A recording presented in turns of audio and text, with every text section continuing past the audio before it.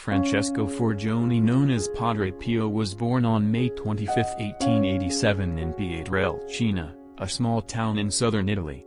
His parents were Grazio Forgione and Maria Giuseppa D'Annunzio. He was baptized the day following his birth and given the name Francesco. At the age of 12 he received the sacrament of confirmation and made his first Holy Communion. On January 6, 1903, at the age of 16, he entered the novitiate of the Capuchin Friars at Mercone, where on 22nd of January he took the Franciscan habit and the name Brother Pio. At the end of his novitiate year he took simple vows, and on January 27, 1907 made his solemn profession. After he was ordained priest on August 10, 1910 at Benevento, he stayed at home with his family until 1916 for health reasons. In September of that year he was sent to the Friary of San Giovanni Rotondo and remained there until his death. Beginning in September of 1911, the first stigmata appeared on his hands, but were not permanent. This phenomenon repeated itself almost every week until 1918. During this period, Padre Pio was almost always ill. He suffered particularly vicious afflictions but also experienced heavenly visions. On November 6, 1915, he was drafted into the military in the Benevento district, and was later transferred to Naples. His stint in the military was interrupted by long periods of leave, granted for health reasons. His military service ended on March 16, 1918, when he was released due to his dire physical conditions.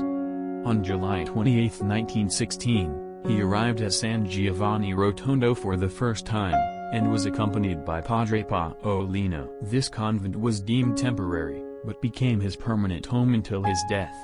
During his first 2 years there, Padre Pio remained in written communication with his spiritual directors, people who he considered his spiritual children, and with all those souls who sought his help. This was a very upsetting and painful time in Padre Pio's life. In 1919, as a result of several news articles written about his stigmata, people flocked to the convent of San Giovanni Rotondo. These devoted people came primarily to hear his mass and to go to confession. This is how a whirlwind of slander and accusations against Padre Pio began. The Holy Office was compelled to intervene, imposing restrictions on Padre Pio and requiring him to distance himself from the convent of San Giovanni Rotondo. This decision incited his most devoted followers to revolt, concerned that Padre Pio would be transferred far away.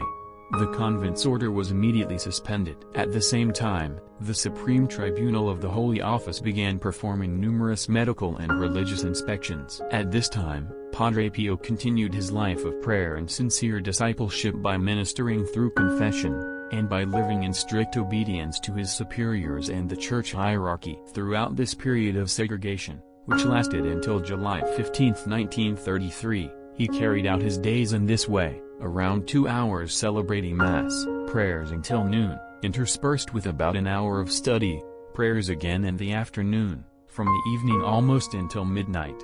On July 16, 1933, Padre Pio was given permission to celebrate Mass again in the church. Later, he was also allowed to hear confessions. At this point, he took up again his ministry as martyr of the confessional. Many seeking forgiveness flocked to attain absolution, and their numbers grew at an alarming rate. His superiors at the convent were forced to develop a system for making reservations to keep the crowds organized and avoid disorder. Many of his devoted followers flocked to hear him say Mass, as well, but the church in the convent wasn't able to accommodate all the worshippers. On June 5, 1954, Padre Pio had to celebrate Mass outside on the plaza in front of the church. Around this time, records show that many distinguished people, scholars, and politicians from all over the world came to see Padre Pio.